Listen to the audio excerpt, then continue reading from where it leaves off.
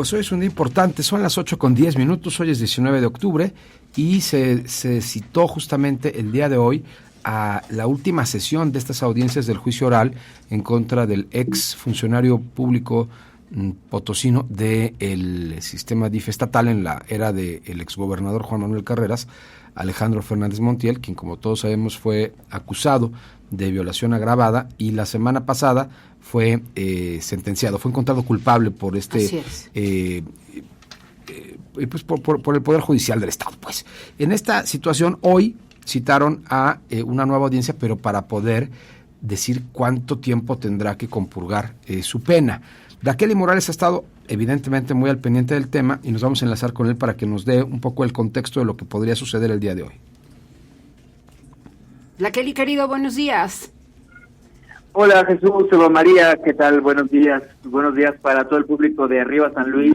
Pues en este contexto en el que estamos a punto de conocer precisamente de manera concreta la sentencia, la pena que recibirá Alejandro Fernández Montiel por el delito de violación en contra de un menor de edad, pues se vuelve pertinente hablar de lo que ha estado ocurriendo en la realidad de San Luis Potosí en las últimas horas y en los últimos días, en donde hemos ya conocido también nuevos casos de violencia sexual en contra de niños en un jardín de niños acá en Soledad de Graciano Sánchez, y esto ha dado pie de nueva cuenta para que pues las autoridades, desde el Poder Ejecutivo hasta el Poder Legislativo, pues vuelvan a plantear. No sabemos si de manera demagógica o como una idea pues bien pensada, concreta, bien fundamentada, el tema de pues aumentar los castigos o modificar los castigos en materia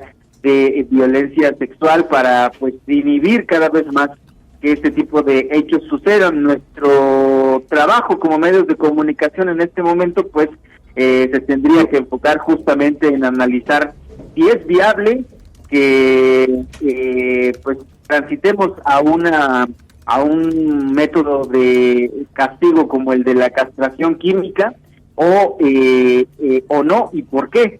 Nosotros justamente le preguntamos al abogado Luis Domingo Pérez Martínez, quien ha trabajado temas de agresiones en contra de menores, fue funcionario en el DIF estatal y de hecho como particularidad pues fue el primer representante en suplencia de la víctima de Alejandro Fernández Montiel, y pues esto fue lo que nos comentó justamente sobre la propuesta en la que ha insistido y en la que volvió a insistir ayer el gobernador Ricardo Gallardo de una iniciativa de reforma que plantee la castración química como castigo para violadores. Parece que se lo están tomando muy en serio en el Poder Legislativo, incluso están hablando de que está casi lista, prácticamente lista la iniciativa que podría ser ingresada en los próximos días.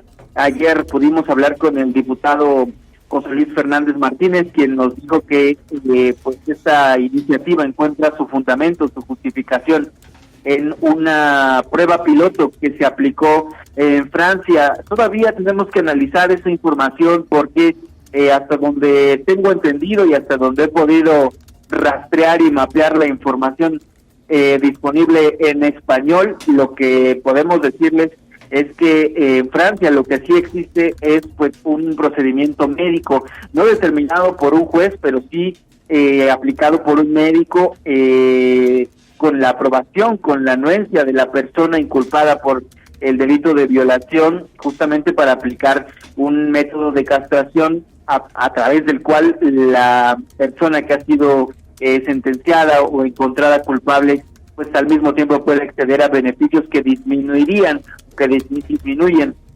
su pena de privación de libertad. Pero vamos a escuchar la opinión de un abogado aquí en San Luis Potosí sobre esta propuesta. Creo que estamos como país, como sociedad, estamos muy lejos de ello. En lo personal así lo creo yo.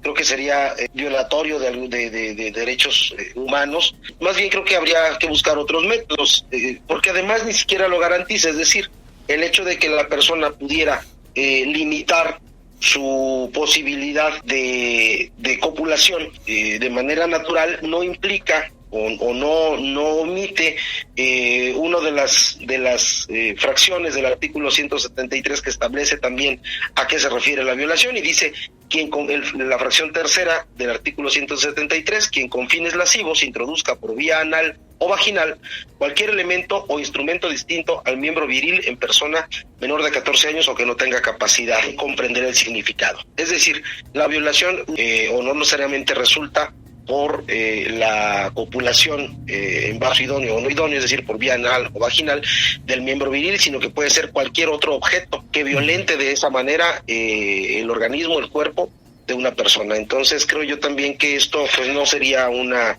limitante para que alguien que pudiera tener esa condición de patológica mental se limitara. Y justamente todo este tema se vuelve pertinente porque hoy, en la 19ª jornada de audiencias en el juicio en contra de Alejandro Fernández Montiel por el delito de violación, el tribunal se hará cargo de la individualización de la pena. Es decir, este es el momento del proceso oral en el que se determinará concretamente la pena que se aplicará al exfuncionario de acuerdo al Código Penal vigente aquí en San Luis Potosí, esto tras el fallo y la sentencia condenatoria que conocimos la semana pasada. De acuerdo a los autos de apertura a juicio oral, la Fiscalía planteó desde un inicio que por el delito de violación doblemente agravada, Fernández Montiel debía recibir una sentencia condenatoria y una pena de hasta 22 años de prisión, pero el criterio que tomará el tribunal hoy se ha tornado un tanto incierto, pues durante el pronunciamiento del fallo la semana pasada, el delito por el cual se encontró culpable al exfuncionario fue violación específica agravada y no solamente y no doblemente agravada, quiero decir, es decir que pues eliminaron de alguna manera una de las agravantes.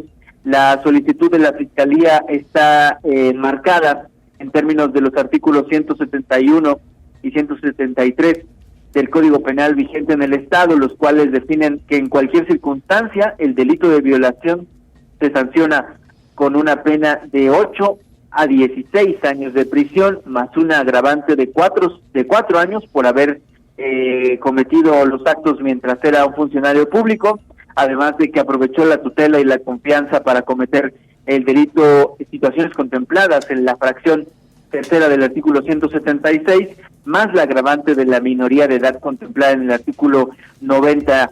En opinión del abogado Luis Domingo Pérez Medina, quien, como les comento, fue el primer representante de la adolescente víctima de Fernández Montiel, el tribunal no puede dejar de considerar ambas agravantes, tanto la de la minoría de edad como la de que el delito fue cometido por un servidor público.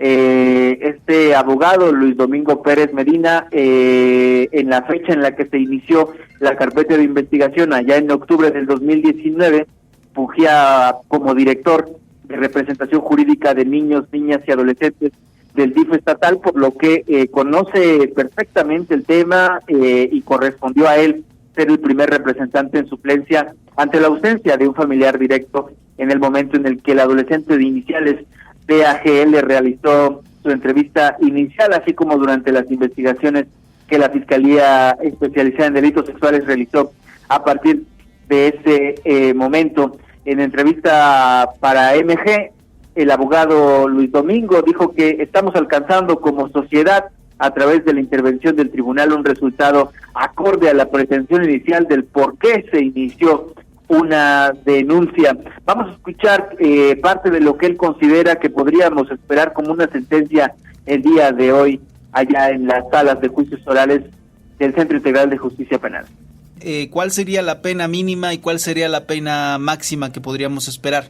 Dice el artículo 171 en su párrafo segundo que el delito de violación se sancionará con una pena de 8 a 16 años de prisión.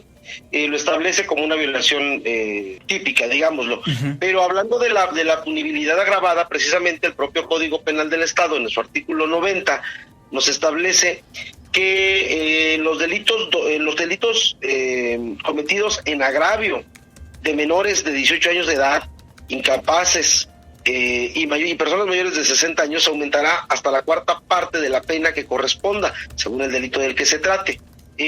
Incluso al ser simplemente, al tener un agravante, que en este caso es la edad de la víctima, que también ya lo establece previamente, no es al arbitrio, sino más bien sustentado, y bueno, sí estaríamos alcanzando hasta los 22 años en el caso de que fuera la pena máxima, más lo agravado que puede resultar por tratarse de una persona menor de 18 años de edad, la víctima.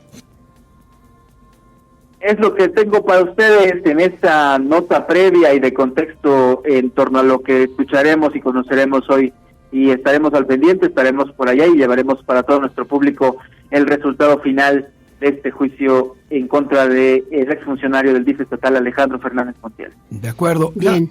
Kelly, yo tengo una pregunta. Adelante. Tú también, ¿verdad? Sí, perdón.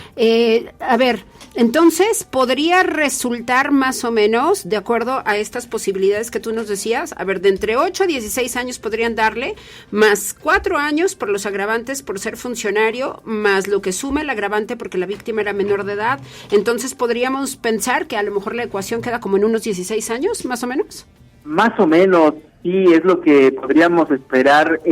Todavía falta ver el criterio que tomará el tribunal en cuanto al agravante de la minoría de edad, porque es un hecho que pues es irrefutable. El menor de edad tenía entonces 15 años y el artículo 90 del Código Penal justamente contempla que ante esa agravante cualquier pena por cualquier delito tendría que incrementarse al menos en una cuarta parte. Entonces, de suponer que la pena mínima se le aplicara, es decir, la de 8 años en el delito de violación, pues todavía tendríamos que sumarle 2 más 4, por decirlo así, del agravante de que se trató de un funcionario público estatal. Entonces, podríamos esperar en realidad cualquier cosa, pero estamos entre ese rango, digamos, ¿no? Desde los 8 años hasta los 22 que sería una pena máxima.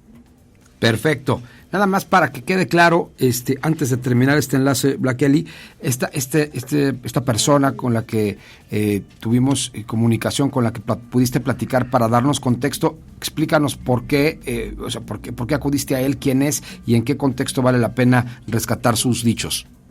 Sí, Jesús, bueno, él ha estado cerca justamente dando seguimiento, digamos, del contenido informativo que hemos dado a conocer en los medios que hemos seguido el caso, y pues hemos podido establecer comunicación justamente por ese motivo, porque él estaba interesado en comentar algunos temas que tenían que ver con el juicio, y pues es una causa que de manera particular él ha tomado pues personal. Hoy ya no forma parte de la función pública, se dedica más bien a temas desde el ámbito privado, como postulante, como penalista, pero pues él inició prácticamente la carpeta de investigación. Él fue con quien se acercaron en un primer momento las personas del DIF estatal, las exfuncionarias, la expresidenta del DIF estatal, se acercaron a él justamente porque fungía como director jurídico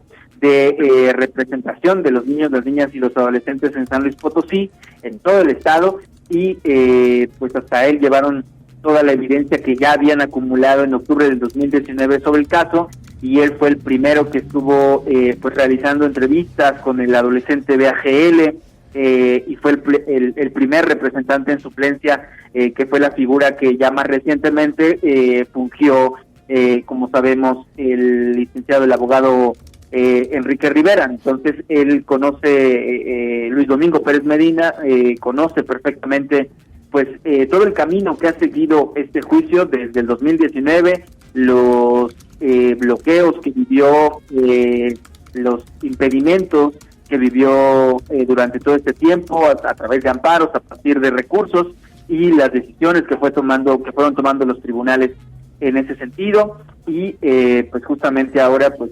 encontramos la posibilidad de poder hablar con él y que emitiera una postura al respecto desde la parte técnica, también para conocer qué podemos esperar hacia el final del juicio. Bien, Black Kelly, pues muchísimas gracias. De nuevo, felicidades por esta cobertura. Estamos al pendiente del seguimiento que darás en esta jornada. Todo el éxito. Muchas gracias. Gracias, que tengan excelente día. Hasta pronto.